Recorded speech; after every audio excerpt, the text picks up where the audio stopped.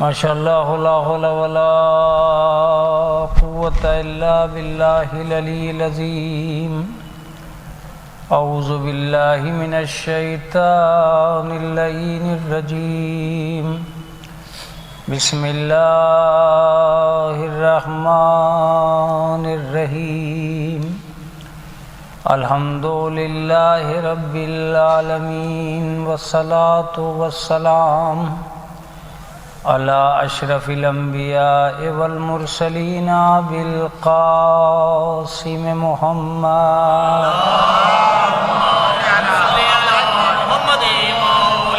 والصلاة والسلام علی اہل بیتہ الطیبین الطاہرین المعصومین المظلومین المنتجبین المنتخبین اما بعد فقد قال اللہ تعالی وتبارک فی کتابہ المحکم وخطابہ المتقن وقولہ احسن بسم اللہ الرحمن الرحیم یا ایہا الذین ہادوا ان زعمتم انکم اولیاء للہ من دون الناس فتمنوا الموت ان کنتم صادقین صلوات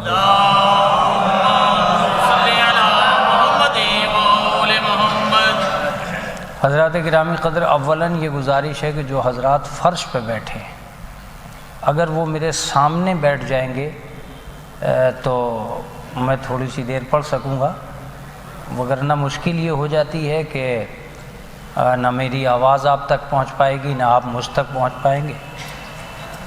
تو نہیں آواز پہنچ رہی ہے، بہت اچھا ہے اگر یہ قریب ہو جائے گا۔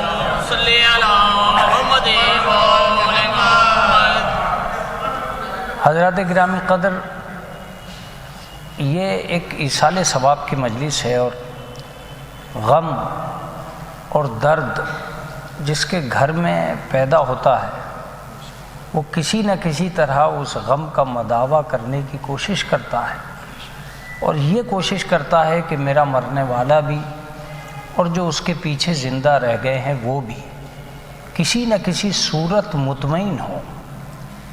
اس اطمینان کے لیے جب اسے دنیا میں کوئی راستہ نہیں ملتا تو وہ دین کی طرف آتا ہے اور شریعت کے راستے ڈھونڈتا ہے کہ شریعت کسی طرح اسے یہ مطمئن کر سکے کہ تمہارا مرنے والا بھی مطمئن ہے اور تمہارے زندہ رہنے والے بھی مطمئن۔ ہمارے پاس کوئی ایسا قوی ذریعہ ہی نہیں تھا جہاں ہم مرنے والے کو سکون دے سکیں اور جو زندہ رہ گئے ہیں انہیں صبر کی تلقین کر سکیں۔ اس سلسلے میں بزرگوں نے ایک ایصال ثواب قائم کیا تاکہ مجلس حسین ہو اور دل کو تسلی ملتی چلی جائے، دل کو سکون ملتا چلا جائے، اور سب لوگ جمع ہوں، اکٹھا ہوں، خاندان والے، کنبے والے سب اکٹھا ہو کر مجلس حسین کریں، امام حسین کو یاد کریں۔ اس ذریعے سے دونوں کو سکون ملے گا، مرنے والے کی مغفرت کا معاملہ طے ہو جائے گا، اس کا مرحلہ آسان ہو جائے گا، اور زندہ رہنے والوں کی زندگی میں اجرت کا معین حصہ مل جائے گا۔ یعنی مجلس حسین کو آپ چاہے کتنے بھی چھوٹے پیمانے پر لیں یا کتنے بھی بڑے پیمانے پر لیں، ایک فائدہ ہمیشہ آپ کو ملے گا، اور وہ ہر فائدے سے بالا تر فائدہ ملے گا۔ وہ یہ ہوگا کہ جتنی دیر آپ مجلس میں بیٹھے رہیں گے اتنی دیر تک آپ گناہ سے بچے رہیں گے، اتنی دیر آپ نہ جھوٹ بولیں گے، نہ ظلم کریں گے، نہ کسی کی غیبت کریں گے، نہ کسی کی غیبت سنیں گے، نہ کسی کو برا کہیں گے، نہ کسی کی برائی کریں گے، نہ کوئی گناہ آپ کر ہی نہیں سکتے۔ ایسا لگتا ہے کہ جیسے مجلس حسین میں آتے ہی شکتیاں چھین لی گئی ہیں، طاقتیں ختم کر دی گئی ہیں، اب گناہ کرنے کی ہمت ہی نہیں بچی۔ یہ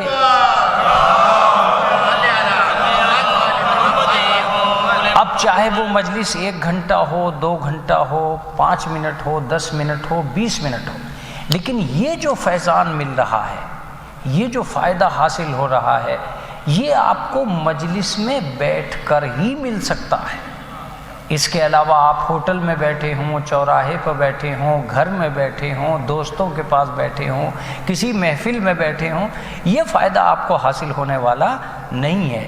لیکن مجلس میں بیٹھنا کنفرم ہے کہ جب تک آدمی بیٹھا رہے گا گناہوں سے بچا رہے گا۔ اب ایک چیز صاف دکھائی دیتی ہے کہ بہت سے دیندار مذہبی افراد یہ اعلان کریں گے کہ صاحب ہم تو بہت دیندار ہیں، مذہبی ہیں، لیکن دین کی ایک تعریف یہ بھی کی گئی ہے کہ صرف نیکیاں بڑھانے کا نام ایمان نہیں ہے، گناہ گھٹانے کا نام ایمان ہے۔ ایک آدمی ہے جو ہاتھوں میں تسبیح لیے ہوئے ہے، صورت مقدس بنی ہوئی ہے اور لبوں پہ لا الہ الا اللہ کے جملے بھی ہیں، لیکن اس کے باوجود وہ آتنکوادی ہے، تو آپ کیا کر لیجئے گا؟ قرآن سر پہ رکھ کے چلتا ہے لیکن اس کے باوجود وہ طالبان ہے، تو آپ کیا کر لیجئے گا؟ کچھ نہیں کر سکتے آپ۔ اس کا مطلب یہ ہوا کہ خالی نیکیاں بڑھانے کا نام ایمان نہیں ہے، گناہ گھٹانے کا نام ایمان ہے۔ اگر معصیت نہیں گھٹ رہی ہے تو اس نماز کا بھی کوئی فائدہ نہیں ہے۔ ان الصلاۃ تنہی عن الفحشاء والمنکر، نماز انسان کو بری چیزوں سے روکتی ہے۔ اب اگر ایک انسان نماز بھی پڑھ رہا ہے، برائیاں بھی کر رہا ہے، تو یہ تو ترازو برابر ہو جا رہی ہے، پھر کیا رکھا ہے؟ پھر تو کچھ بھی نہیں رکھا ہے۔ 4 گھنٹہ ادھر کو چل دیے، 4 گھنٹہ ادھر کو چل دیے، بات برابر ہو گئی۔ ایک سلوات پڑھ لیں۔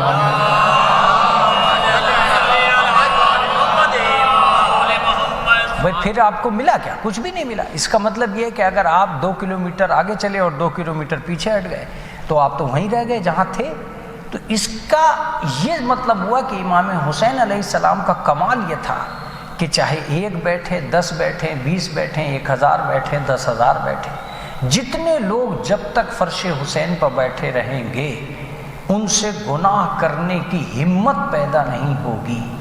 اب سوچئے آپ تھوڑی سی دیر کے لیے کہ اس پوری دنیا میں ایک وقت میں کتنی مجلسیں ہوتی ہیں، اس کا مطلب کروڑوں لوگوں کو امام حسین کی مجلس گناہ سے روک لیتی ہے۔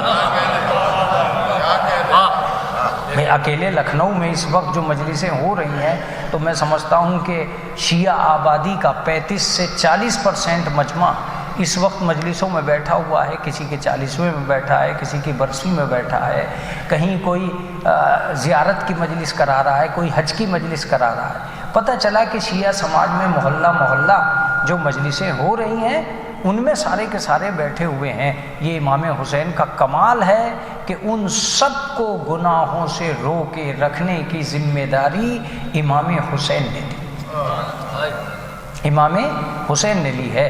اب بہت اچھا جملہ بھی ہے، اگر آپ تک پہنچ گیا، نہیں پہنچا تب بھی کوئی بات نہیں ہے، لیکن اگر پہنچ گیا تو بہت اچھی بات ہو جائے گی۔ جو میں کہنا چاہتا ہوں، یہ اندازہ ان لوگوں کو بھی ہوا کہ ہم گھر گھر جا کے اتنی تبلیغ نہ کر سکے جتنا امام حسین نے ہر گھر کو اپنے گھر بلا کے تبلیغ کر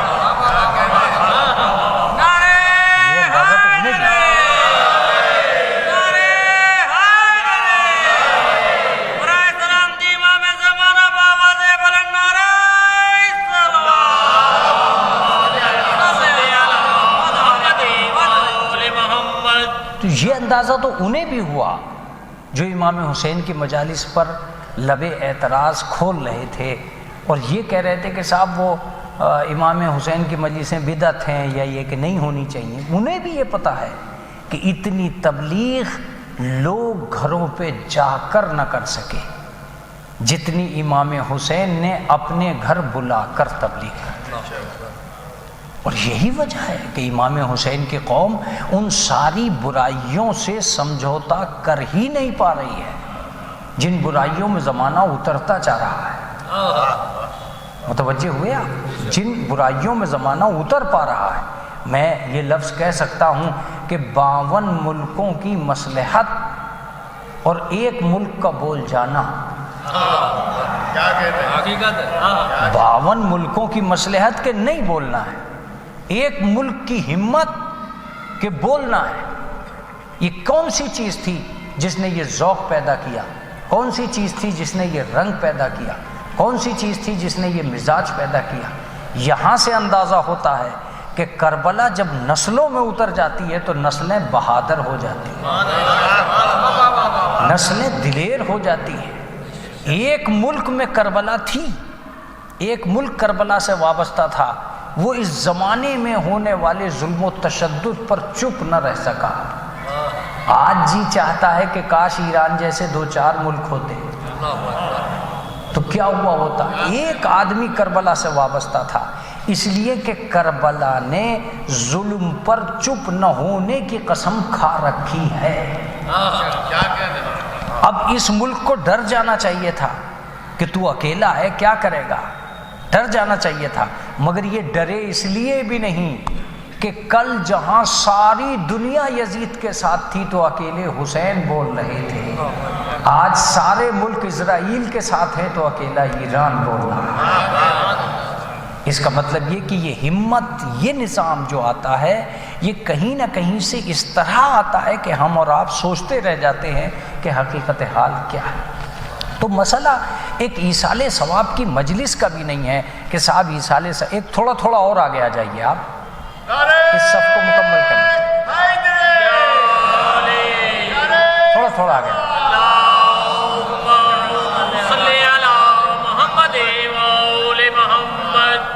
دیکھیں جو آدمی مجلس میں آئے وہ آئے، اور جسے نہیں آنا ہے وہ نہیں آئے، لیکن جو آ گیا ہے وہ جی نہ چرائے، اسے جی نہیں چرانا چاہیے۔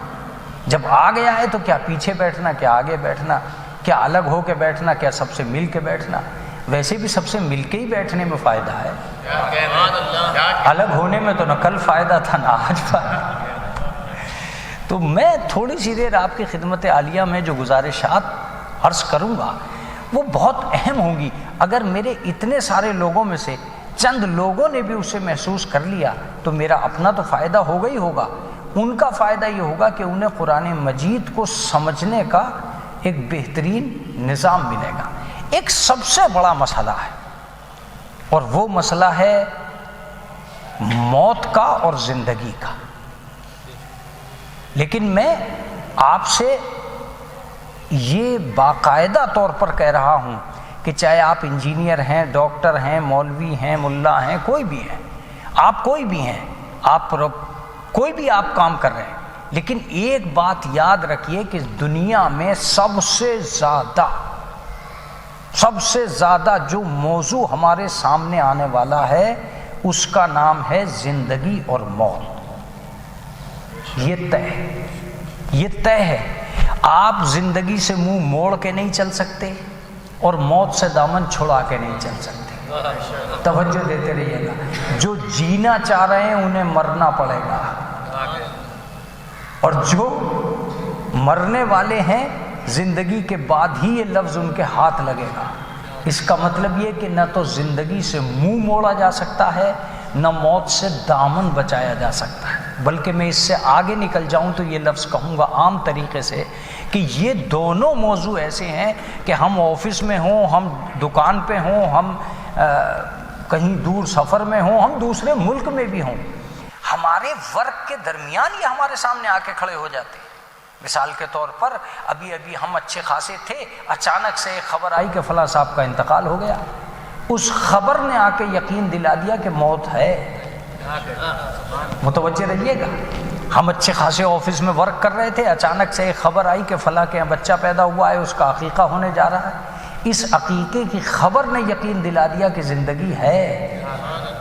متوجہ رہیے گا، اس کا مطلب یہ ہوا کہ یہ جگہ جگہ جو کام ہو رہے ہیں، یہ اب دیکھیں سامنے کی بات کر رہا ہوں کہ اٹھتی ہوئی دیواریں بتاتی ہیں کہ زندگی ہے، بنتی ہوئی قبریں بتاتی ہیں کہ موت ہے۔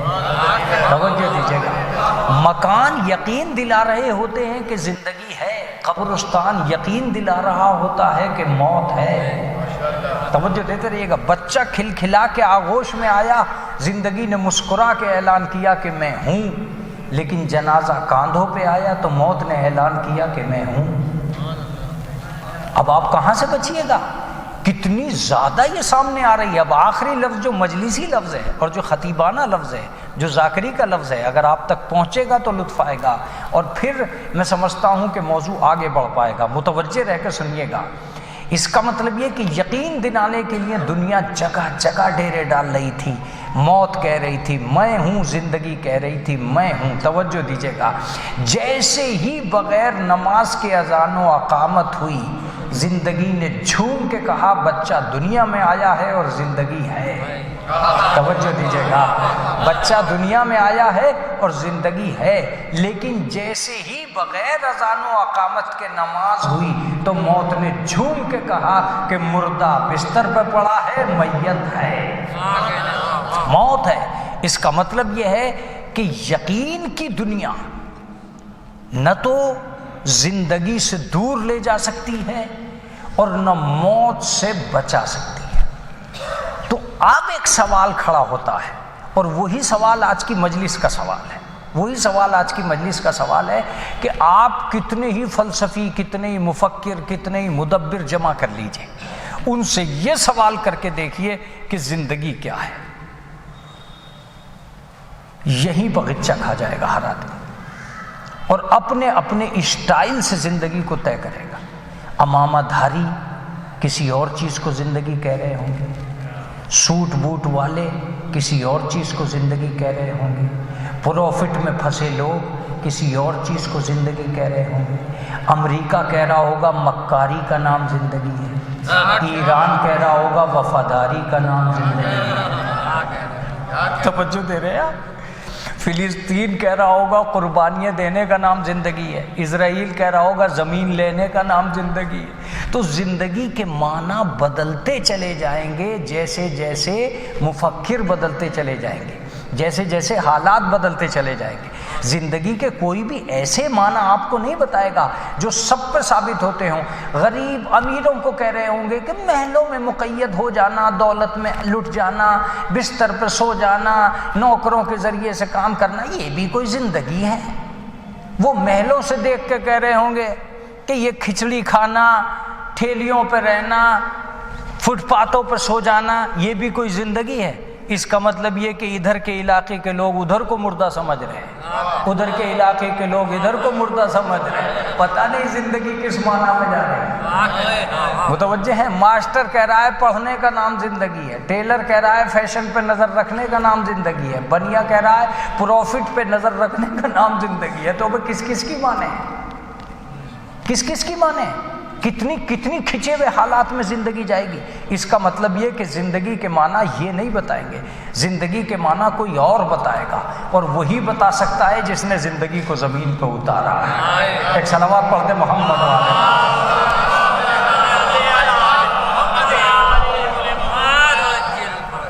وہی بتا سکتا ہے جس نے زندگی کو زمین پہ اتارا ہے۔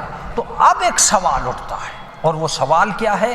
وہ سوال یہ ہے کہ پروردگار عالم تبارک الذی بیدہ الملک وہو علی کل شیء قدیر الذی خلق الموت والحیاۃ لیبلوکم ایکم احسن عملا۔ پروردگار وہ ہے جس نے موت اور حیات کو پیدا کیا ہے، اور اس لیے پیدا کیا ہے تمہیں آزما سکے کہ تم میں سے بہترین عمل کرنے والا کون ہے۔ کیا بہترین آیت تھی، لیکن آیت چونکہ توجہ کے لائق جب نہیں رہ جاتی ہے تو اب وہ بہترین کہنے میں بھی اس کا کوئی فائدہ نہیں ہے۔ بہترین اسی وقت کہنے میں فائدہ ہے جب آپ کی توجہ کے لائق ہو جائے۔ اس کا مطلب یہ ہے کہ کوئی کہہ رہا تھا کہ دولت میں زندگی ہے، کوئی کہہ رہا تھا ثروت میں زندگی ہے، کوئی کہہ رہا تھا محلوں میں زندگی ہے، کوئی کہہ رہا تھا غربت میں زندگی ہے۔ پروردگار کہہ رہا تھا ہم نے موت اور زندگی اس لیے پیدا کی تھی تاکہ یہ آزما سکیں کہ تم میں سے بہترین عمل کرنے والا کون ہے۔ اس کا مطلب یہ ہے کہ مال نہیں بتائے گا کہ زندگی کیسی ہے، اعمال بتائیں گے کہ زندگی کیسی ہے۔ توجہ دیتے رہیے گا۔ صورت طے نہیں کرے گی کہ زندگی کیسی ہے، سیرت طے کرے گی کہ زندگی کیسی ہے۔ بازار طے نہیں کرے گا کہ زندگی کیسی ہے، کردار طے کرے گا کہ زندگی کیسی ہے۔ یہ خیال ہے، یہ خام خیالی ہے کہ ہم یہ سوچ رہے ہوتے ہیں کہ زندگی، حالانکہ کھنچ کے سب کو ایک ہی طرف جانا ہے، انا للہ و انا الیہ راجعون، ہم اللہ ہی کی طرف سے آئے اور پلٹ کے ہمیں اللہ ہی کی طرف جانا ہے، تو کھنچ کے سب کو ایک ہی طرف جانا ہے۔ کوئی ایسا نہیں ہے کہ جو یہ کہہ سکے کہ صاحب میں کھنچ کے وہاں نہیں جاؤں گا۔ اب ایک مسئلہ کھڑا ہوتا ہے کہ زندگی کسے کہتے ہیں اور موت کسے کہتے ہیں، یہ ایک تصور ہے جو قائم ہو جانا چاہیے۔ اب میں ایک لفظ کہوں گا، ہر زندہ رہنے والا یہ نہیں جانتا کہ زندگی کسے کہتے ہیں۔ دوسرا لفظ بہت خطرناک ہے، اور ہر مرنے والا یہ نہیں پہچانتا کہ موت کسے کہتے ہیں۔ آپ کہیں گے کہ مولانا یہ آپ کیا کہہ رہے ہو کہ ہم زندہ رہتے ہوئے یہ نہیں پہچان پا رہے ہیں کہ زندگی کیا ہے؟ بالکل نہیں پہچان پا رہے ہیں کہ زندگی کیا ہے۔ اب اگر آپ متوجہ ہو گئے تو مزہ آئے گا، اور قرآن مجید کے ان الفاظ میں دم پیدا ہوگا جب آپ کی توجہ ہوگی۔ میں اگر ایک عام آدمی سے پوچھنے لگوں کہ بتا زندگی کسے کہتے ہیں، تو وہ ایک ہی لفظ کہے گا، ایک ہی لفظ کہے گا بس، کہ مولانا اچھے طریقے سے کھانا پینا پہننا، رہنا سہنا، اپنوں کا خیال کرنا، دوسروں پہ قربان ہونا، یہ زندگی یہی ہے۔ اس کے علاوہ کیا ہے؟ اچھی جاب مل جائے، اچھا کام مل جائے، اچھی طریقے سے بچے پڑھ جائیں، اچھی طریقے سے بچے پل جائیں، اچھل کود کھا پی، اس کا نام زندگی ہے۔ یہ آپ کی نظر کی زندگی ہے۔ میں ایک لفظ کہنے جا رہا ہوں، اگر مجلس یہاں نہیں بنی تو بنے گی نہیں آخر تک بھی، اور اس کی کوئی فکر نہیں ہوتی ہے کہ مجلس کہاں بنی کہاں نہیں بنی، موضوع کہاں تک پہنچا کہاں تک نہیں پہنچا، یہ بہت ضروری ہوتا ہے۔ اب اس لفظ پہ متوجہ رہیے گا کہ یہ کوئی مسئلہ نہیں ہے کہ زندگی اور موت کے سلسلے سے یہ لفظ آئے کہ صاحب کس کے پاس زندگی ہے اور کس کے پاس زندگی نہیں ہے۔ بہت سے لوگ زندہ ہیں مگر یہ نہیں جانتے کہ زندگی کسے کہتے ہیں، اور بہت سے لوگ ایسے مر گئے، ایسے مر گئے کہ ان کی موت کے بعد بھی زندگی کے تصورات قائم ہو رہے ہیں اور زندگی کے آثار دکھائی دے رہے ہیں۔ اب ایک لفظ سامنے آتا ہے کہ صاحب پھر زندگی کے کیا معنی ہوئے اور موت کے کیا معنی ہوئے۔ میں کوئی بہت زیادہ بڑا مفکر نہیں ہوں، بہت زیادہ بڑا مدبر نہیں ہوں، لیکن ایک لفظ ضرور کہوں گا، بہت سے لوگ سماج میں ایسے جیتے ہیں کہ مر جائیں تو اچھا ہے۔ مجلس کو اس جملے میں ہو جانا چاہیے تھا مگر آپ تک میری بات پہنچی نہیں ہے۔ بہت سے لوگ سماج میں ایسے جیتے ہیں کہ جی کہتا ہے کہ مر جاتے تو اچھا تھا، اور بہت سے لوگ ایسے مر گئے کہ یہ دل کہتا رہا کہ زندہ رہتے تو اچھا تھا۔ کیا جملہ آ گیا ہے!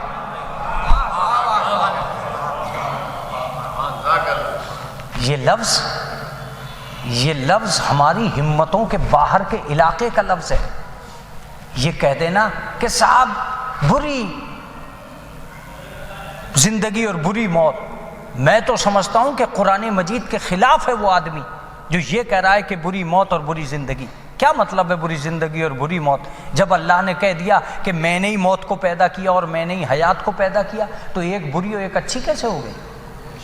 اس کا مطلب جو آپ کو اچھا لگے وہ اچھا اور جو آپ کو برا لگے وہ برا۔ پروردگار ہی نے موت کو پیدا کیا ہے اور پروردگار ہی نے حیات کو پیدا کیا، تو ایک اچھی اور ایک بری کیسے ہو گئی؟ اس کا مطلب یہ کہ اپنے آپ میں نہ موت اچھی ہے نہ زندگی اچھی ہے، ان کا طریقہ استعمال ہے جو انہیں اچھا اور برا بناتا ہے۔ بہت خوبصورت لفظ تھا یہ، بہت خوبصورت لفظ تھا یہ۔ ان کا طریقہ استعمال ہے جو انہیں برا بناتا ہے۔ جس نے زندگی بری گزاری ہے اس کی زندگی بری ہے، جس نے موت بری اپنائی ہے اس کی موت بری ہے۔ دلیل سنیے، اگر زندگی اچھی اور بری نہ ہوتی تو نیک و بد نہ ہوتے، اور اگر موت اچھی اور بری نہ ہوتی تو ہلاکت اور شہادت نہ ہوتے۔ اللہ اکبر، اللہ اکبر۔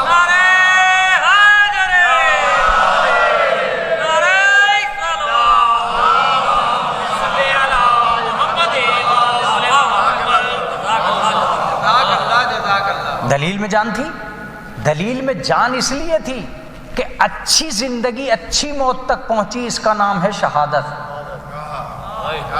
کیا لفظ ہے یہ!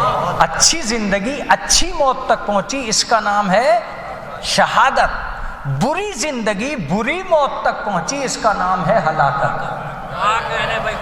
کیا لفظ ہے، کیا لفظ ہے، کیا لفظ ہے!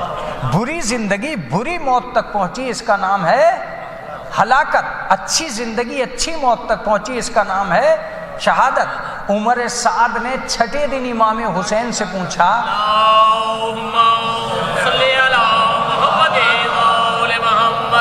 چھٹے دن امام حسین سے پوچھا کہ مولا کیوں مرنا چاہتے ہو؟ میری مجلس کا دار و مدار ہے اس جملے میں، اور آپ کا 1000 دفعے کا سنا ہوا ہے، صرف اینگل الگ ہوتا ہے۔ 1000 دفعے کا سنا ہوا ہے، اینگل الگ ہے۔ اگر آپ متوجہ ہو گئے تو وہ اینگل آج بہت کامیاب ہو جائے گا۔ کہا کیوں مرنا چاہتے ہو مولا؟ تو امام حسین نے پوچھا کہ کیا تو بچے گا؟ کیا تو بچے گا؟ کہا نہیں بچے گا تو کوئی بھی نہیں۔ اب جملہ سنیے جو پوری مجلس پر بھاری ہے، اور یہ ظاہر سی بات ہے، کلام الامام امام الکلام، امام کا کلام کلاموں کا امام ہوتا ہے۔ کلام امام کا کلاموں کا امام ہے، امام ذاتوں کا امام ہے، اور امام کا کلام باتوں کا امام ہے۔ یہ طے ہے۔ اس نہج پر رکھ کے جملہ سنیے۔ مولا نے اس کے چہرے پر نظر کی، اور چہرے پر نظر کر کے کہا کیا تو بچے گا؟ کہ نہیں مریں گے تو سب۔ اب اٹھتے اٹھتے ایک جملہ کہا کہ اگر مرنا ہی ہے تو کیوں نہ شہادت کی موت مرا جائے۔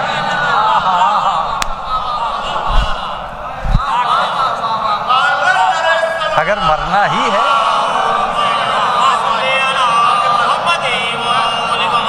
کیا جملہ کہا ہے خدا کی قسم! اگر مرنا ہی ہے تو کیوں نہ شہادت کی موت مرا جائے۔ اب اس کے بعد باہر آئے، دیکھیں موت و حیات پہ مجلس پڑھنے والے ذاکرین اور خطیب جب بھی کبھی پڑھیں گے اس جملے کے بغیر مجلس نہیں پڑھیں گے جو میں آپ کے حوالے کر رہا ہوں۔ اگر آپ نے اس پہ توجہ دے لی تو یقیناً یہ جانے مجلس بن جائے گا، یہ جملہ روح مجلس بن جائے گا۔ یہ جملہ کھڑے ہوئے دروازے پہ آئے، اور دروازے پہ آنے کے بعد قیامت تک کے لوگوں کے سینوں کو سکون دینے کے لیے میرے مولا نے عجیب جملہ کہا۔ دروازے پہ آئے، پھر عمر سعد کی طرف دیکھا اور دیکھ کے کہا سن عمر سعد، ذلت کی زندگی سے عزت کی موت بہتر ہے۔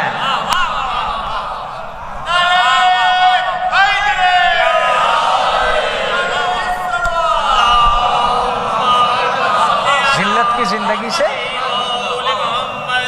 عزت کی موت بہتر ہے۔ کیا کہا؟ اب جو کہا تو اب سمجھ میں آیا کہ صاحب یہ موت ہے، وہ زندگی ہے۔ کہہ جاؤ بھائی، 4 کوٹ اور پہن لو، 5 ٹائیاں اور باندھ لو، 10 صافے باندھ لو، 5 عمامے پہن لو، زندگی کو جتنا بڑھا سکتے ہو بڑھاؤ، لیکن یہ بتانا بہت دشوار ہے کہ تم اپنی نظر میں زندہ ہو کہ خدا کی نظر میں زندہ ہو۔ متوجہ نہیں ہوئے؟ یہ بتانا بہت دشوار ہے کہ خود کی نظر میں زندہ ہونا اور ہے، خدا کی نظر میں زندہ ہونا اور ہے۔ اب میں لفظ کہوں گا اور مجلس پہ بھروسہ کرتے ہوئے لفظ کہوں گا، اور یہ لفظ پہنچنا چاہیے۔ میں بہت حیرت زدہ ہوا جب میں نے یہ دیکھا کہ سماج کی گلیوں میں ٹہلنے والی زندگی کو قرآن نے کبھی زندگی نہیں مانا، اور سماج کی گلیوں میں ٹہلنے والی موت کو قرآن نے کبھی موت نہیں مانا۔ متوجہ رہیے گا، سماج کے لوگ کہتے رہے کہ میں زندہ ہوں، قرآن نے بہت سے زندوں کو مردہ کہہ دیا۔ کیا یہ میری بات پہنچی نہیں؟ بہت سے کہا مولانا ایسے کون ہو سکتے ہیں؟ میں ان میں سے 2-3 کو سناتا ہوں، اور آپ محض حیرت رہ جائیں گے کہ ایسا بھی ہوا ہے کیا۔ کچھ لوگ رسول اسلام کے پاس آئے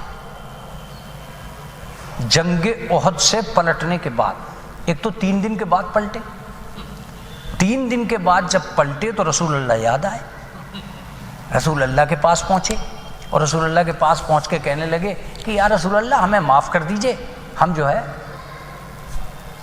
3 دن بہت آؤٹ پہ چلے گئے تھے، اس لیے آنے میں بھی 3 دن لگے، عذر و معذرت۔ یہ عذر و معذرت کر ہی رہے تھے کہ قرآن مجید کا ایک جملہ آیا، میرے حبیب لا تسمع الموتى، میرے حبیب مردوں سے کلام نہ کرنا۔ مجلس کو ہو جانا چاہیے تھا اس جملے میں۔ ہو جانا چاہیے تھا اس جملے میں مجلس لا تسمع الموتى، مردوں سے کلام مجھے ساری مجلس جمع ہو کے بتائے قرآن کیا کہنا چاہتا ہے۔ یہ اچھل بھی رہے، کود بھی رہے، کپڑے بھی پہنے کھڑے ہیں، منہ سے بول بھی رہے، کھا پی کے بھی آئے ہیں، رسول کے سامنے بھی کھڑے ہیں۔ آپ بیدار ہی نہیں تھے جب رسول کے پاس والوں کا یہ حال ہے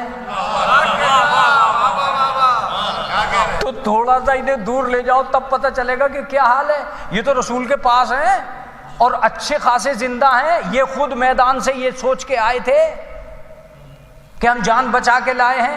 قرآن نے مہر لگا دی، تمہارے سوچنے سے کچھ نہیں ہوتا، تم سوچے جاؤ کہ زندہ ہو۔ ہم تو کہہ چکے کہ مردوں سے کلام نہ کرنا، مردوں کی باتیں نہ سننا، مردوں کی بات پہ غور نہ کرنا۔ میرے حبیب، میں نے کہا پروردگار، جو یہ خود کو زندہ سمجھ رہے، کا یہی تو ہم تمہیں بھی کہنا چاہ رہے ہیں کہ خود کی نظر میں زندہ ہونا اور ہے،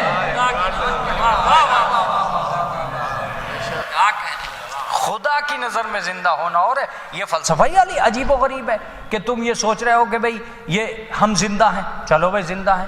ایک دیکھیے ذاکرین ایسا نہیں ہے کہ ذاکرین سب دانا ہی ہوتے ہیں، عقل مند ہی ہوتے ہیں، نادان بھی ہوتے ہیں، میری طرح طالب علم بھی ہوتے ہیں۔ میں ایک جگہ مجلس پڑھنے گیا تو ایک مولانا ایک صاحب کہنے لگے، ارے یار مولانا تم عجیب عجیب مجلسیں پڑھ جاتے ہو، تم نے وہ زندگی کو مردہ بتا دیا۔ میں نے کہا جی میں نے کیا بتا دیا، وہ تو قرآن نے ہی بتا دیا۔ کہا اگر ایسا ہے تو مولانا ان پہ فاتحہ پڑھ دی جاوے۔ میں نے کہا جی بزرگوار آپ مجھے الجھا رہے ہو خامخواہ، یہ کہہ کہ بھئی مردہ ہے تو فاتحہ کیوں نہیں ہوئی۔ ایک دوسرے بزرگ برابر میں کھڑے تھے، انہوں نے کہا مولانا گھبرا کیوں رہے ہو، انہیں جواب دو کہ ہر مرنے والا فاتحہ کے لائق نہیں ہوتا۔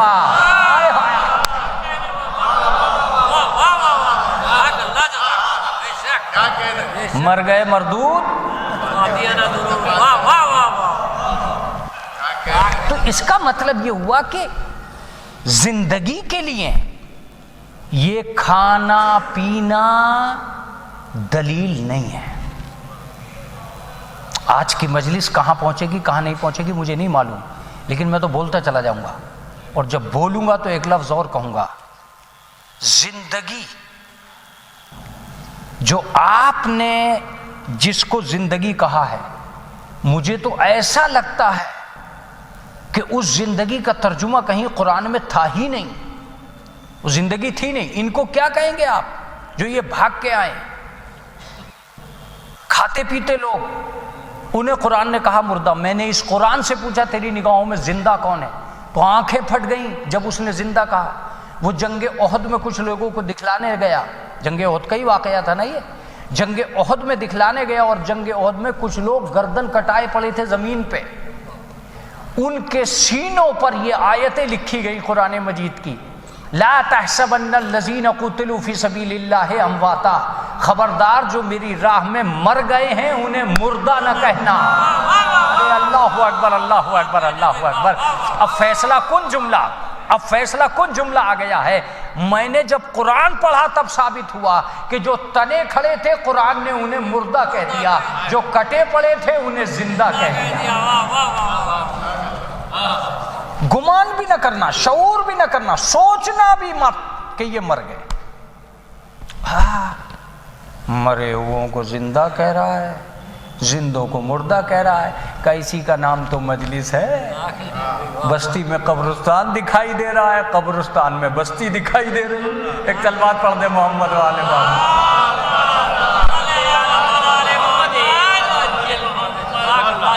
کسے زندہ کہیے گا اور کسے مردہ کہیے گا بھائی؟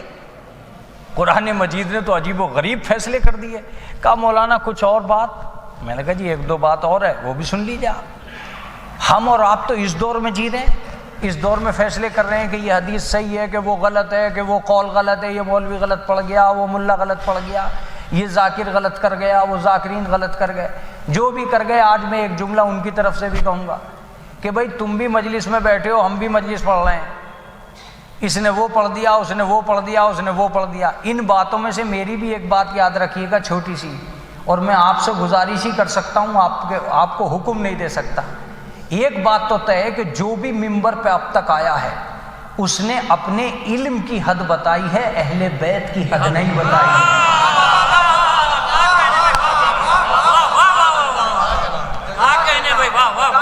وہ تاریخ جانتا تھا، تاریخ پڑھ گیا، یہ فلسفہ جانتا تھا، فلسفہ پڑھ گیا، وہ تفسیر جانتا تھا، تفسیر پڑھ گیا، اسے انگلش آتی تھی، اوکے کر گیا، اس کے علاوہ تو وہ بھی کچھ نہ کر سکا۔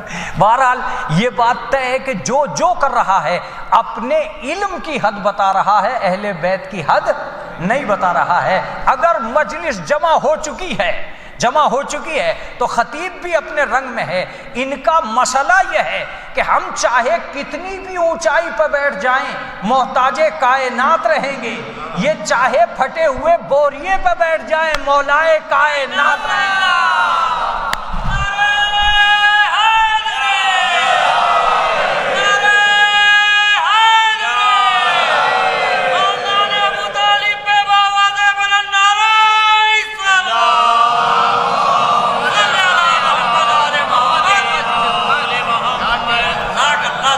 ان کا مسئلہ یہ ہے کہ ہم چاہے کتنے ہی پڑھ جائیں، 100 قرآن سر پر رکھ کے چلے، پھر بھی عوام کہلائیں گے۔ یہ جھولے میں بھی لیٹے رہیں تو امام کہلائیں گے۔ ہائے ہائے ہائے ہائے، یہ جھولے میں بھی لیٹے رہیں تو امام کہلائیں گے۔ متوجہ رہیے گا، ہم اور ان میں فرق یہ ہے کہ ہم آ کر پڑھتے ہیں، یہ پڑھ کر آتے ہیں۔ اب آپ کی بیداری چاہیے مجھے تاکہ مجلس بھی مجلس کے ماحول میں آ جائے۔ یہ ہم آ کر پڑھتے ہیں، یہ پڑھ کر آتے ہیں۔ انہوں نے قرآن کسی سے سن کے نہیں پڑھا، کعبے سے آتے ہی پڑھا۔ میں نے پوچھا مولا کیوں پڑھا؟ کہ قیامت تک یہ پتا تو رہے کہ ملا کو کون پڑھاتا ہے، اللہ کو کون پڑھاتا ہے۔ اللہ نے کسے پڑھایا ہے، ملا نے کسے پڑھایا؟ میں نے قرآن پڑھا اس لیے تجھے پتا رہے کہ اللہ کے پڑھائے ہوئے۔ اور میں یہ بحث اس لیے نہیں کر رہا ہوں کہ آپ اور ہم اس کو طے نہیں کر سکتے، ہم طے کر سکتے ہیں۔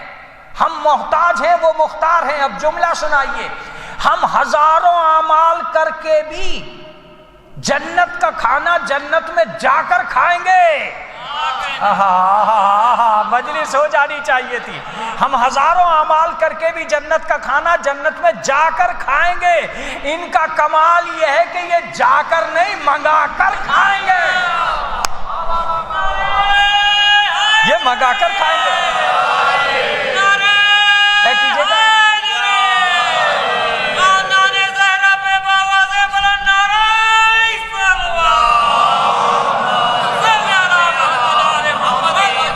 ہم جا کر لباس پہنیں گے، یہ منگا کر لباس پہنیں گے۔ ہم جا کر لباس پہنیں گے، جبھی تو ملیں گے وہ لباس جن کا ذکر سورہ رحمان میں ہے۔ کسی نے یہاں پہنا؟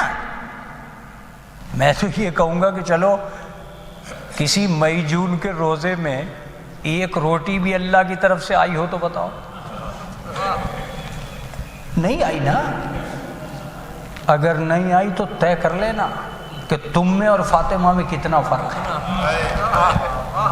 تمہارے لیے 1000 روزوں کے باوجود ایک دن کا افطار اللہ کی طرف سے نہیں، اور اس کا کمال یہ تھا کہ اگر اس کی کنیز بھی دعا مانگ لے، ہائے ہائے ہائے، تو اس کا مطلب یہ کہ قیامت تک جب تک جنت کی روٹی نوالا کوئی چیز نہیں ملتی ہے، جب تک یہ سوچے رکھنا کہ فاطمہ کی برابری قیامت تک تو ممکن نہیں ہے۔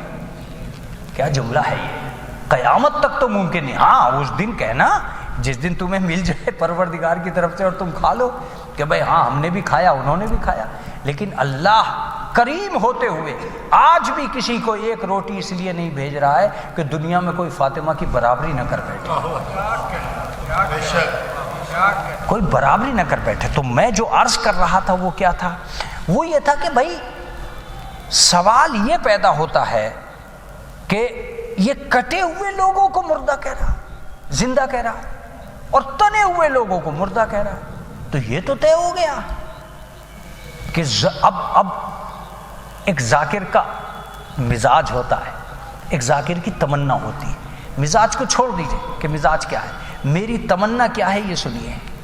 اس کا مطلب یہ ہے کہ مردہ ہونے کے لیے ضروری نہیں ہے کہ آدمی قبرستان ہی میں ہو. میں تو مجلس پڑھ گیا ہوں اس جملے میں. مردہ ہونے کے لیے ضروری نہیں ہے کہ آدمی قبرستان ہی میں ہو. یہ بھی ممکن ہے کہ بستی میں رہتا ہو اور مردہ ہو. بستی میں رہتا ہو اور مردہ ہو. ضروری نہیں ہے کہ قبرستان ہی میں جائے تو مردہ ہو. بستی میں رہتا ہو اور مردہ ہو. میں نے کہا تھا کہ یہ ایک مولوی کی تمنا ہے، مزاج نہیں ہے. مزاج خطابت الگ ہوتا ہے، تمنائے خطابت الگ ہوتی ہے. تمنائے خطابت آپ کی خدمت میں عرض کر رہا ہوں. اتنا نقصان قبرستان کے مردوں سے نہیں ہوتا جتنا بستی کے مردوں سے ہوتا ہے.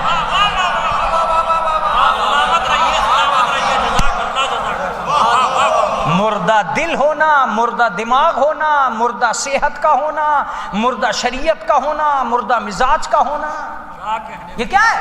52 ملکوں میں مردے ہی تو ہیں. بس زندہ ہوتے تو کم سے کم اپنے اسلام کو بچانے تو چلے جاتے. ان معصوم بچوں نے کیا غلطی کی تھی؟ ایران نے حوصلہ پیدا کیا، 7 آدمی 8 آدمی کھو بھی دیے، اپنی زمین بھی کھوئی، اپنا معاملات بھی کھوئے، اپنے مال بھی کھوئے. وہ بھی تو چین سے سو سکتا تھا. مگر اگر آج ایران سے پوچھیں گے تو یہ تاریخ سن 2023 اور 24 اور 25 کی ہے جو ایران نے طے کر دی ہے. اب قیامت تک آنے والی نسلیں جب بھی میڈیا میں، اخباروں میں اس تاریخ کو پڑھیں گی، یہ ضرور دیکھیں گی کہ کتنے ملکوں میں فرار کی نسلیں ہیں، کتنے ملکوں میں کرار کی نسلیں ہیں. یہ تو طے ہو گیا. تمہاری بہادری تو سمجھ میں آ گئی، دلیری تو سمجھ میں آ گئی، تمہارا نظام تو سمجھ میں آ گیا کہ تم کس نظام کے مالک ہو. آج کربلا کو ایران نے زمین پر رکھا ہے. اب تم ہم سے یہ نہیں پوچھ سکتے کہ یزید جھوٹا تھا تو اتنے لوگ ساتھ کیوں تھے. اب ہم تم سے پوچھیں گے کہ اسرائیل جھوٹا ہے تو تم اتنے سارے اس کے ساتھ کیوں ہو.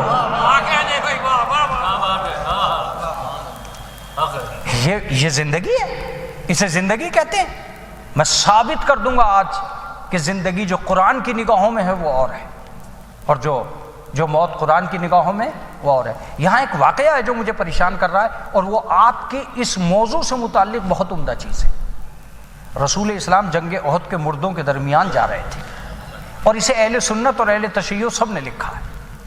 ان کے درمیان جا رہے تھے، اور جاتے جاتے اچانک سے رسول اسلام رکے اور کٹے ہوئے لوگوں کی طرف، شہید لوگوں کی طرف دیکھ کے ایک جملہ کہا، حل وجدتم ما وعد ربکم حقا، کیا تم سب نے وہ سب کچھ پا لیا جو تم سے تمہارے رب نے وعدہ کیا تھا. اے کاش میں پوری طریقے سے اس بات کو کلیئر کر پاتا جو کہہ رہا ہوں. ما وعد ربکم حقا، کیا تم سب نے وہ پا لیا. سوال یہ پیدا ہوتا ہے کہ اگر یہ مر چکے تھے تو رسول بات کیوں کر رہے تھے؟ اگر یہ مر چکے تھے تو رسول بات کیوں کر رہے تھے؟ اور اگر رسول کا بات کرنا صحیح ہے تو تلقین پڑھانا بھی صحیح ہے. اگر رسول کا بات کرنا صحیح ہے تو پھر تلقین پڑھانا بھی صحیح ہے. اور ہم کیا کر رہے ہیں؟ ہم بھی تو یہی کر رہے ہیں کہ مرنے کے بعد ہمیں یقین ہے کہ مر چکا ہے، اس کے باوجود ہم کہہ رہے ہیں افہمتا، کیا تو سمجھا؟ اسمع افہم، سن اور سمجھ. یہ رسول اللہ کر رہے ہیں. رسول اللہ کو پتا ہے کہ ان کی گردن کٹ چکی ہے، اس کے باوجود کہہ رہے ہیں حل وجدتم ما وعد ربکم حقا، کیا تم سب نے وہ سب کچھ پا لیا جو تمہارے رب نے تم سے وعدہ کیا تھا. جیسے یہ کہا تو دیکھیں صحابی، ایسا تھوڑی ہے کہ صحابی چوکس نہیں تھے، چالاک نہیں تھے. عقل مند تو میں ذرا دیر سے کہوں گا، لیکن چالاک تو تھے. اور اتنی چالاکی، ایک آدمی آگے بڑھا اور آگے بڑھنے کے بعد میں کہہ رہا ہے یا رسول اللہ انہم اموات، یہ مر چکے ہیں. اب جو جملہ ہے وہی مجلس ہے. فقال اللہ، رسول اللہ نے کہا نہیں، اسمع منکم، یہ تم سے زیادہ سن رہے ہیں.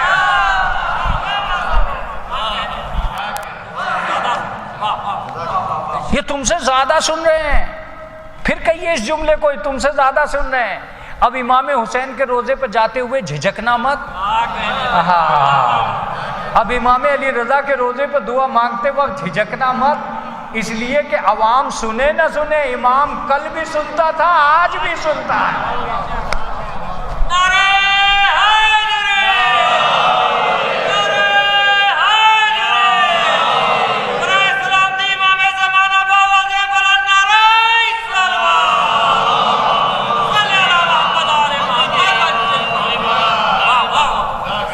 شیخ مفید علیہ الرحمہ اپنی کتاب میں لکھتے ہیں کہ اہل بیت اطہار مناجات خفیہ کو بھی سن رہے ہوتے ہیں۔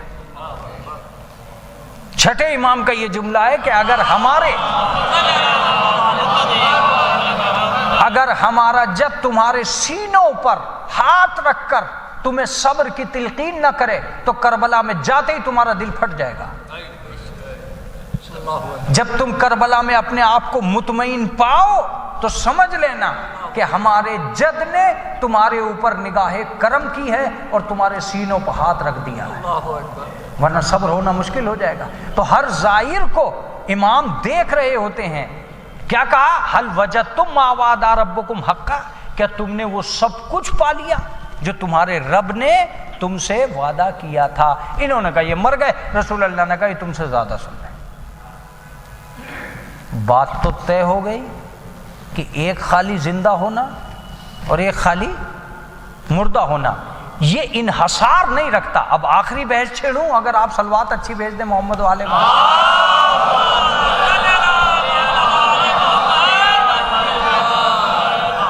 دیکھیے 8:15 بجے میں بیٹھا تھا اور ابھی 9 بجے، کچھ نقد ٹائم میرا ابھی موجود ہے، ادھار جب شروع ہوگا جب تم سے مانگ لوں گا۔ ایک صلوات پڑھ دیں محمد۔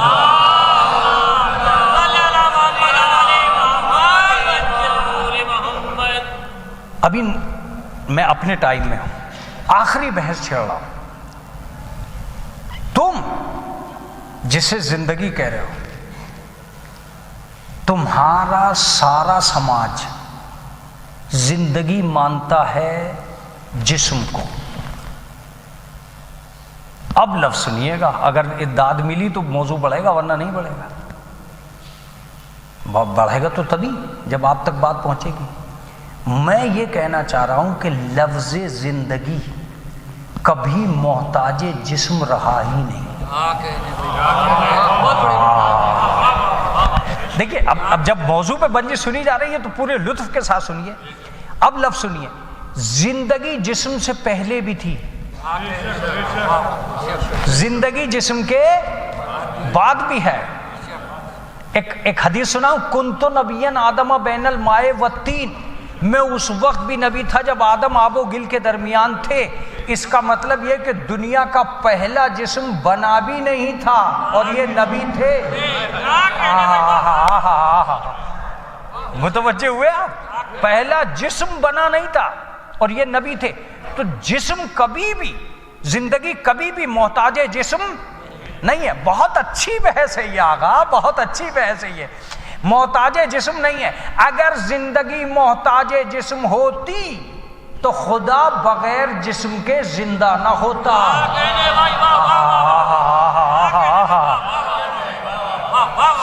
دلیلیں قربان ہو جاتی ہے اس دلیل پر، دلیلیں قربان ہو جاتی ہیں اس دلیل پر۔ تو زندگی محتاج جسم نہیں ہے۔ اب سنیے، اگر ہمارا عقیدہ غلط ہے تو بات دوسری ہے، اور اگر عقیدہ غلط نہیں ہے تو شیعوں سے بڑا کوئی آدمی نہیں ہے۔ اس لیے کہ شیعہ اس بات کو مانتے ہیں کہ اہل بیت جسم سے پہلے بھی زندہ تھے، جسم کے بعد بھی زندہ رہیں گے۔ توجہ دیجیے گا، یہ تو کعبے سے اور کوفے تک کا سفر ہے علی کا۔ ہائے ہائے ہائے ہائے، یہ کعبے سے اور کوفے تک کا سفر ہے علی کا۔ یہ تو مدینے سے اور کربلا تک کا سفر ہے امام حسین کا۔ امام حسین مدینے سے پہلے بھی تھے، کربلا کے بعد بھی ہیں۔ علی کعبے سے پہلے بھی تھے، علی کوفے کے بعد بھی ہیں۔ اب دلیل سنیے، کعبے سے پہلے تھے تو سارے نبی کہتے تھے یا علی مدد، کوفے کے بعد ہے تو ہم کہتے ہیں یا علی مدد۔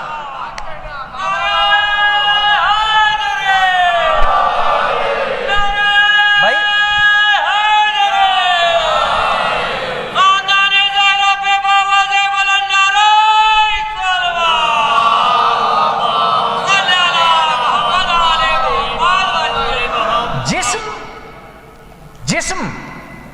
جسم تو کوفے میں ہے نا، آپ علی کو یہاں کیوں بلا رہے ہیں؟ زندگی محتاج جسم ہے ہی نہیں، زندگی محتاج جسم ہے ہی نہیں، اللہ بغیر جسم کے زندہ ہے، اور دنیا اسی چیز کو تلاش کر رہی تھی کہ کہیں نہ کہیں جسم کے بغیر زندگی مل جائے۔ اسی چیز کو ثابت کرنے کے لیے حسین نے نوک نیزہ سے تلاوت کر دی۔ اب آپ کی مجلس کہاں پہنچنا چاہیے تھی یہ آپ جانو۔ حسین نے نوک نیزہ سے تلاوت کر دی۔ جب تلاوت کی شمر پریشان ہو گیا، میں نے تو سر کاٹ دیا تھا، یہ ہوا کیا، یہ بولا کیسے؟ اس نے بول کے بتا دیا، نہ ہم کل جسم کے محتاج تھے، نہ ہم آج جسم کے محتاج، ہم کبھی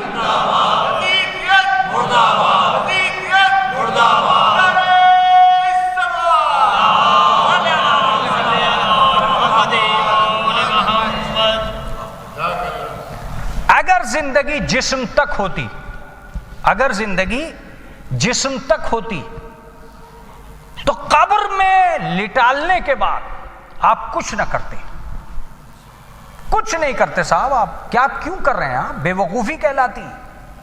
اگر اب آپ کچھ بھی کر رہے ہو، اب کیا ضرورت پڑی ہے بھائی اسے غسل دینے کی، اچھے کفن دینے کی؟ اس کا مطلب یہ کہ آپ کی نگاہوں میں قدر جسم کی نہیں ہے، قدر اس زندگی کی ہے۔ کیا خوبصورت لفظ آ گیا۔ اب ایک اور لفظ سنیے اور آیت سنیے، جب ہر مردہ قبر میں پہنچے گا تب پروردگار عالم اس زندگی سے جو اس مردے کی ہے، جو کہیں نہیں گئی، زندگی کے حملے جسم پہ، موت کے حملے جسم پہ ہوتے ہیں، زندگی پہ نہیں۔ موت جسم کو ختم کرتی ہے، زندگی کو نہیں۔ زندگی پہلے بھی تھی، بعد میں بھی ہے۔ قمر سلطان تم سمجھا نہیں پا رہے ہو، سمجھاؤ ذرا اس بات کو، فلسفے کو۔ میں ایک سرحد بنا رہا ہوں آپ کو سمجھانے کے لیے کہ زندگی دونوں جگہ ہے، کچھ قبر کے ادھر زندہ ہیں، کچھ قبر کے، کیا اچھی بات آ گئی ہے، کچھ قبر کے ادھر زندہ ہیں، کچھ قبر کے ادھر زندہ ہیں۔ ادھر بھی سوال ہیں، ادھر بھی سوال، ادھر بھی جواب ہیں، ادھر بھی جواب، یہاں بھی باتیں ہو رہی ہیں، وہاں بھی باتیں ہو رہی ہیں۔ یہاں ہم پوچھتے ہیں تم کیسے ہو، وہاں فرشتے پوچھتے ہیں تو کیسا ہے۔ توجہ دیجیے گا، بہت توجہ دیجیے گا۔ بس فرق ہے تو اتنا ہے کہ یہ زندگی مال کے بل پہ چلتی ہے، وہ زندگی اعمال کے بل پہ چلتی ہے۔ آپ یہ نہیں کہہ سکتے کہ مرنے والا مر گیا، ختم ہو گیا، فنا ہو گیا، ہلاک ہو گیا، نہیں، وہ زندہ ہے، بہت ساری چیزوں میں زندہ ہے۔ یہ اور بات ہے کہ اس زندگی پہ ہمیں یقین نہیں آ رہا ہے۔ یقین اس لیے نہیں آ رہا ہے کہ ہم اس میں اتر نہیں رہے۔ ایک عالم دین ہے جنہوں نے کتاب لکھی حیات اصلی، اس میں انہوں نے لکھا کہ آپ اس دنیا میں آنے سے پہلے بھی تو کہیں تھے۔ جس طرح ماں کے پیٹ میں تمہیں پتہ نہ تھا کہ دنیا میں کیا کیا دکھائی دے گا، جانے کے بعد کیسی کیسی چیزوں سے ٹکرانا پڑے گا، ایسے ہی تمہیں اس دنیا میں یہ پتہ نہیں چل رہا ہے کہ قبر میں جانے کے بعد کن کن چیزوں سے ٹکرانا پڑے گا۔ کیا بہترین دلیل ہے یہ۔ زندہ تو تم اس بند کوٹری میں بھی تھے، وہاں بھی ہاتھ پیر ہلا رہے تھے، تم تو اسی کو دنیا سمجھ رہے تھے، تمہیں غذا مل رہی تھی اور تم اس میں جی رہے تھے، اور تم یہ سمجھتے رہے کہ بس یہی ہے۔ لیکن جب اس دنیا سے نکل کے باہر آئے تو پتہ چلا اس کا نام زندگی ہے۔ ایسے ہی جب اس دنیا سے نکل کے قبر میں پہنچے گا تب اسے پتہ چلے گا بچھو کتنا بڑا ہوتا ہے۔ ایک صلوات پڑھ دے محمد والے۔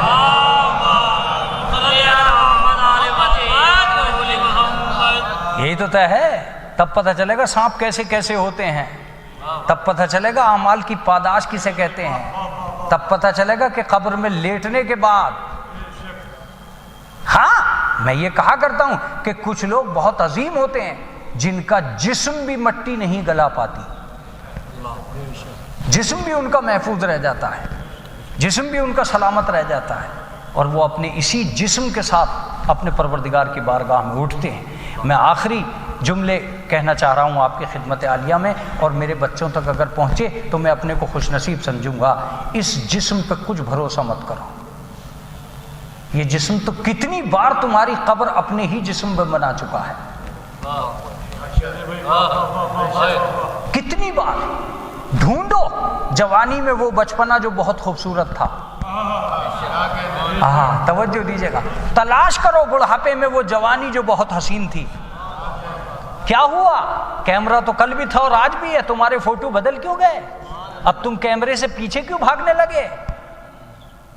وہ کنگھی جو تمہارے ہاتھوں سے گرتی نہیں تھی، سفید بال ہوتے ہی اب الجھتی نہیں ہے،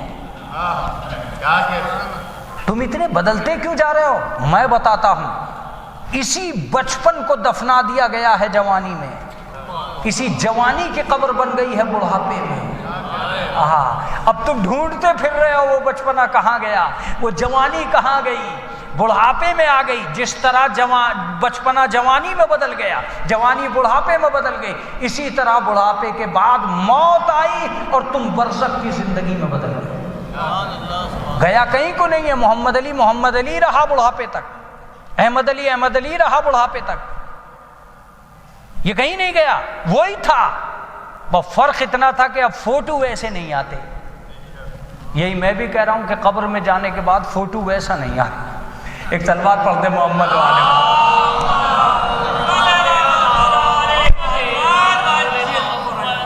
آخری بات پہ آ جائیے، اگر شیعہ مکتب فکر جسم کو زندگی مان رہا ہوتا تو ایصال ثواب کی نہ مجلس کرتا، نہ سویم کرتا، نہ چہلم کرتا۔ کتنی بڑی بات تھی، کتنی بڑی بات تھی، کچھ نہ کرتا۔ جب جسم کو دفنا کے آ گئے تو اب کیوں خرچہ کر رہے ہو خواہ مولوی کو لفافہ دینے سے؟ کیا فائدہ؟ کیوں ٹینشن لے رہے ہو؟ ختم کر آئے تم۔ لیکن یہ 40واں بتاتا ہے کہ کہیں نہ کہیں زندگی ہے، یہ سویم بتاتا ہے کہ کہیں نہ کہیں زندگی ہے، یہ 10واں بتاتا ہے کہ کہیں نہ کہیں زندگی ہے۔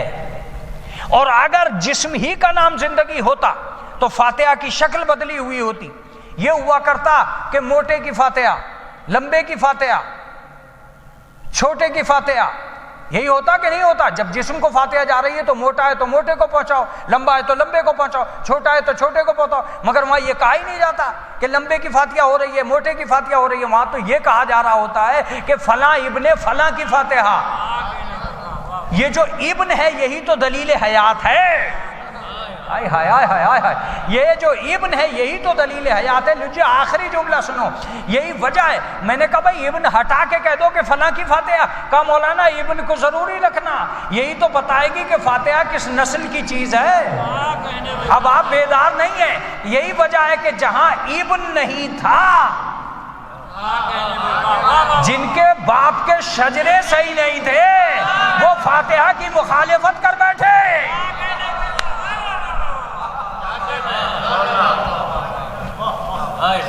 میرے عزیزو، اگر آپ نے شروع سے مجلس سنی ہے تب بھی اور آخر میں مجلس سنی ہے تب بھی، میں آپ کی خدمت عالیہ میں ایک بات عرض کرنا چاہتا ہوں، یہ لکھ لیجئے کہ زندگی جسم کی پوجا کرنے کا نام نہیں ہے، اس جسم سے آزاد ہو کے زندگی کی حقیقت کو سمجھنے کا نام زندگی ہے۔ یہی وجہ ہے کہ کچھ لوگ 60 سال جیے اور 500 سال سے ان کا ذکر ہو رہا ہے۔ میر انیس کوئی 300 سال کے آدمی نہیں تھے، اب تک ذکر کیوں ہو رہا ہے؟ کیا وجہ ہے؟ اس کا مطلب یہ ہے کہ زمانہ، جسم، سال، قید یہ کچھ بھی نہیں ہے، آدمی اپنی فکر کے ذریعے سے ہزاروں سال کا ہو سکتا ہے۔ کیا جملہ ہے میرا یہ، ہزاروں سال کا ہو سکتا ہے۔ اور یہی نہیں، خالی میر انیس پہ منحصر نہیں ہے، اگر کسی فن سے متعلق ہو گیا تو غالب بھی زندہ ہے، کسی فن سے متعلق ہو گیا تو میر بھی زندہ ہے۔ یہ لوگ اپنے جسم میں زندہ نہیں ہیں، اپنے فکر میں زندہ ہیں۔ اس کا مطلب جسم کا نام زندگی نہیں ہے، فکر کا نام زندگی ہے۔ اب جب میں یہاں تک آ ہی گیا ہوں تو میر انیس کا ذکر کیوں ہو رہا ہے، مرزا دبیر کا ذکر کیوں ہو رہا ہے؟ ہاں، انہوں نے ایک کام کیا تھا کہ انہوں نے اپنی بات کو وقف کر دیا تھا اہل بیت کے لیے۔ اہل بیت کے لیے اپنی بات کو وقف کر دیا تھا۔ اہل بیت نے کہا تو صحیح، تم مر جاؤ گے، ہم تمہاری بات کو نہیں مرنے دیں گے۔ ایک صلوات پڑھ دیں محمد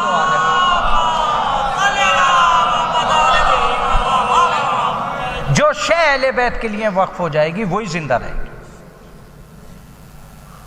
ایک زمین اگر کوئی جاتے جاتے مولا کے نام کر گیا، ایک بڑھیا نے اپنا گھر مولا کے نام کر دیا، اس کے نام پہ وہ امام باڑا زندہ ہے۔ ہر شے کو حیات دیتے ہیں اہل بیت۔ جس نے فکر کو وقف کر دیا اس کی فکر زندہ ہے، جس نے ذکر کو وقف کر دیا اس کا ذکر زندہ ہے، جس نے شعور کو وقف کر دیا اس کا شعور زندہ ہے۔ بہت سارے شاعر تو ایسے بھی ہیں جنہوں نے زندگی میں ایک ہی ربائی کہی، وہی مشہور ہو گئی۔ غالب نے ایک ہی سلام کہا، وہ بھی مشہور ہو گیا۔ اس کا مطلب یہ ہے کہ زندگی کو جہاں آپ تلاش کر رہے ہوتے ہو اس حب دنیا کے چکر میں، وہاں زندگی بہت چھوٹی سی پائی جاتی، بس اتنی سی کہ تم کچھ اپنوں کے کام آ گئے، کچھ اپنے تمہارے کام آ گئے، دی اینڈ۔ اس کو اگر وسیع پیمانے پہ لے جانا چاہتے ہو تو میں ایک ہی لفظ کہوں گا کہ خود میں الجھنے کا نام زندگی نہیں ہے، دوسروں کی الجھی ہوئی زندگی کو سلجھانے کا نام زندگی ہے۔ توجہ دیجیے گا، بہت توجہ دیجیے گا۔ اپنے گھر میں محدود ہو جانے کا نام زندگی نہیں ہے، دوسرے کے دروازوں پہ دستک دے کے ان کی مشکلیں حل کرنے کا نام زندگی ہے۔ اپنے پانچ کو پالنے کا نام زندگی نہیں ہے، دوسرے کے محتاج کو پالنے کا نام زندگی ہے۔ اپنوں کو تو سبھی پال رہے ہوتے بھائی، کون نہیں پالا؟ اس طریقے کی بہت ساری آیتیں جس پر میں نے آپ کی خدمت عالیہ میں تبصرہ کیا، اس طریقے کی اور بہت ساری آیتیں جو انسان کو یقین دلاتی ہیں کہ قرآن مجید کی نگاہ میں موت کیا ہے اور زندگی ہے۔ اب آپ ایک لفظ اور سن لیجئے صاحب، اس فلسفے کو پورا کرنے سے پہلے میں آپ کی خدمت میں ایک لفظ اور کہوں گا، اور وہ اس سے زیادہ قوی لفظ میرے پاس نہیں ہے جو میں کہنے جا رہا ہوں۔ یہ کہا ضرور جاتا ہے ممبروں سے کہ امام حسین کا کربلا میں جانے کا مقصد یہ تھا، اور میں تو کہتا ہوں کہ کسی ذاکر کے بس کا روگ نہیں ہے مقصد حسین بتا دینا، اس لیے کہ کہاں عوام کا ذہن کہاں امام کا ذہن۔ ایک مقصد پہ کربلا ہوئی نہیں ہے، نہ جانے کتنے مقاصد تھے جو کربلا نے اپنی آغوش میں لے لیے تھے۔ شاید میں ایک لفظ کہوں گا اور اس کے بعد یہاں جہاں مجلسیں روز سنی جاتی ہوں وہاں اس لفظ کو گم ہونے کا موقع نہیں ملے گا۔ یہ جو کچھ ہو رہا ہے دنیا میں، عزاداری کا بڑھتا ہوا دامن، اور امام حسین کے نام پہ اٹھتے ہوئے قافلے، چلتے ہوئے جلوس، یہ سب کچھ امام حسین کے ایک دن کی تفسیر ہے جو قیامت تک ہوتی رہے گی۔ کیا حسین جملہ ہے یہ، میرے سامعین تک پہنچنا چاہیے تھا اس جملے کو۔ ایک دن میں جب میں نے تم سے پوچھا کہ تم 10 دن کا محرم کیوں کرتے ہو جبکہ حسین نے تو ایک ہی دن میں ساری شہادتیں دی ہیں، تو تم نے یہی کہا مولانا ہم میں ہمت نہیں ہے کہ ہم ایک دن میں وہ ساری کربلا سن سکیں، تو تم میں ہمت نہیں تھی، حسین نے اسے ادا کر دیا۔ اس کا مطلب یہ ہے کہ تمہاری محتاجی ہے اس کے ایک دن کی تفسیر کرتے رہنا، جس کا ایک دن کتنا قیمتی ہے اس کا ہر دن کتنا قیمتی ہے۔ امام حسن علیہ السلام کو جب زہر دے دیا گیا اور آپ کی جگر کے ٹکڑے کٹ کٹ کے تشت میں آ کر گر رہے تھے، تو امام حسین آئے، بھائی کے سر پہ ہاتھ رکھا اور ہاتھ رکھ کے کہا بھائی یہ سب کا بھائی مجھے زہر دیا گیا، لیکن حسین تشت میں گنو کتنے ٹکڑے ہیں تشت میں۔ امام حسین نے جو گنے تو کہا بھائی 72 ٹکڑے ہیں۔ امام حسین نے کہا کہ بھائی خدا حافظ الناصر، اب میں اس دنیا سے جایا چاہتا ہوں، اس لیے کہ میں نے اپنے نانا سے سنا تھا کہ حسن کو زہر دیا جائے گا، اور 72 جگر کے ٹکڑے اس زہر کے وسیلے سے تشت میں آئے۔ اب امام حسین کا ہاتھ پکڑا امام حسن نے اور ایک لفظ کہا لا یوم کا یوم کا یا ابا عبداللہ، اے ابا عبداللہ تمہارے دن سے کوئی دن مصیبت کا بڑا نہیں ہو سکتا، تمہارا دن مصیبتوں کی دنیا میں سب سے بڑا دن ایک عاشورہ جسے یہ پوری دنیا قیامت تک تفسیر کرتی رہے گی۔ سوچو امام حسین کے مقاصد میں سے ایک مقصد کیا ہوگا۔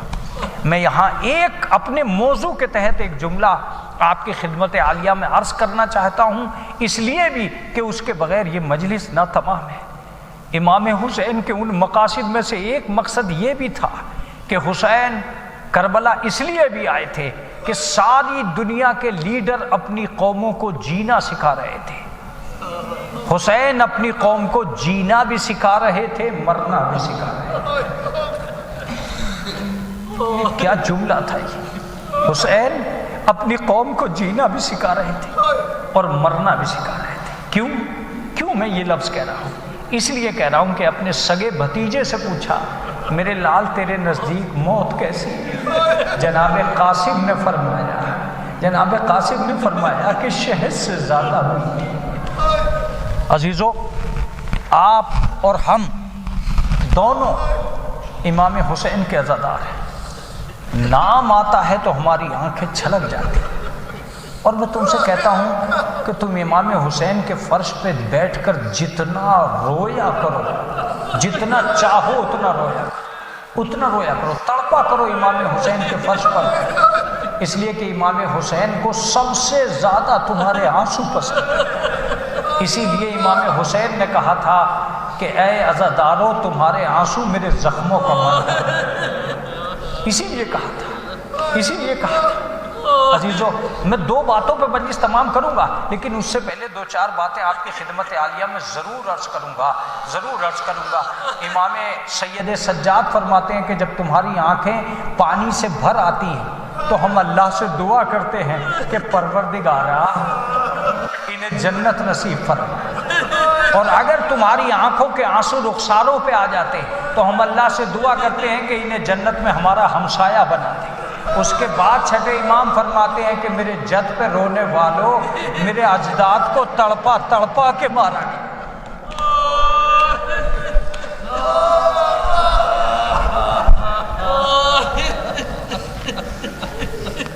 ہمارے اجداد کو تڑپا تڑپا کے مارا گیا۔ کس قدر، کیوں؟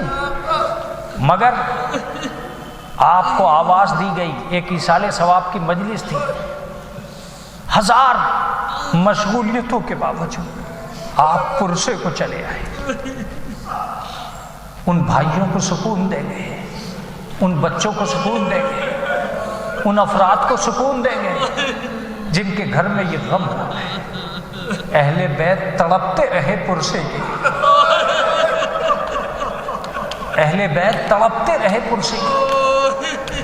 کیا آپ لفظ سننا چاہتے ہیں مجھ سے؟ تو میں ایک لفظ پہ مجلس تمام کر رہا ہوں۔ جناب سید سجاد سے جناب زینب نے کہا، بیٹا تو مطمئن تو ہے؟ کہا پھوپھی اماں اگر کسی کا کوئی ایک مر جاتا ہے تو اس کے گھر پرسہ دینے بہت سارے لوگ آتے ہیں، لیکن پھوپھی اماں ہمارا بھرا گھر اجڑ گیا، ہمارا بھرا گھر اجڑ گیا، کتنے لوگ پرسے کو۔ کہا بیٹا تجھے لگتا ہے کہ پرسہ ہونا چاہیے؟ کہا پھوپھی اماں ہم میں سے بہت سے لوگ، میں کبھی کبھی مجلس ہی تمام کر دیتا ہوں اس جملے پہ۔ کہا ہم میں سے، جناب سید سجاد فرماتے ہیں کہ ہم میں سے بہت سے لوگ ایسے ہیں پھوپھی اماں جن کو قیامت تک اپنے مصائب و آلام یاد آتے رہیں گے۔ کہا بیٹا اتنا بتا دے کہ ہم میں سے سب سے زیادہ درد کس کے گھر میں ہے؟ نام سنیں گے تڑپ جائیے گا، سب سے زیادہ درد کس کے گھر میں ہے؟ جناب سید سجاد نے برجستہ کہا کہ سب سے زیادہ درد ام البنین کے گھر میں ہے۔ کہا وہ کیسے؟ کہا اس کے 4 بیٹے مارے گئے، 4 پوتے مارے گئے، 4 نواسے مارے گئے۔ ام البنین جب اپنے گھر میں بیٹھتی ہے تو 2 ہی چیزیں ہوتی ہیں، ایک طرف بیوائیں بیٹھتی ہیں، ایک طرف یتیم بیٹھتے ہیں۔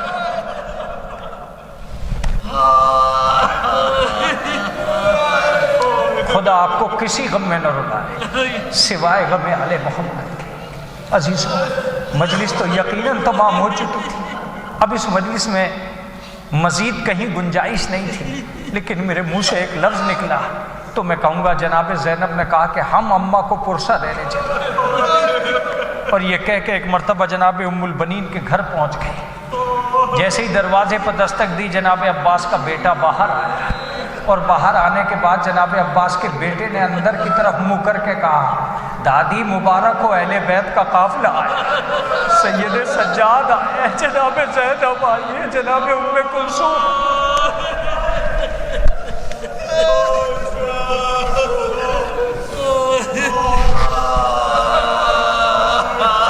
کہا بیٹا اگر ایسا ہے تو اندر بلا۔ جناب زینب نے اندر قدم رکھا، کیا دیکھا کہ جناب ام البنین چادر پر بیٹھی ہے۔ کہا ماں آپ زمین پر بیٹھی؟ کہا بیٹا جس کے گھر میں کوئی سہارے دینے والا، جس کے گھر کے جوان مارے، وہ اگر غربت زدہ زندگی نہیں گزارے گی تو کیا کرے گا؟ بیٹا بیٹھو، میں تمہیں پرسہ دینا چاہتا ہوں۔ کہا اماں میں آپ کو پرسہ دینے کے لیے آئی، بس اتنا کہنا تھا۔ جب پرسہ دے چکی، آخری لفظ سنیے گا، میں ایک مرتبہ جناب ام البنین نے کہا بیٹا عبداللہ جو عبید اللہ جو جناب عباس کا بیٹا تھا، بیٹا جب بھی کوئی کسی کے گھر آتا ہے بغیر پانی پیے واپس نہیں جاتا، اے میرے لال زینب کو پانی پلا دے۔ عبید اللہ اٹھا، جناب زینب کو کربلا یاد آ گئی، آواز دی میرے بھیا ارے تیری اولاد آج سقہ بن رہی۔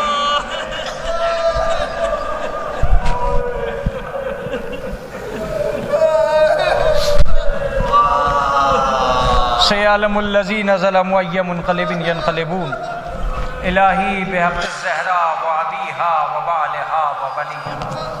پروردگار عالم جو حاضر مجلس ہیں ان کے عقدۂ مشکل کو حل کر، میرے معبود ہماری مرادوں کو بر لانا۔ پروردگار جو بیمار ہیں ان کو شفائے کامل و عاجل عنایت فرما۔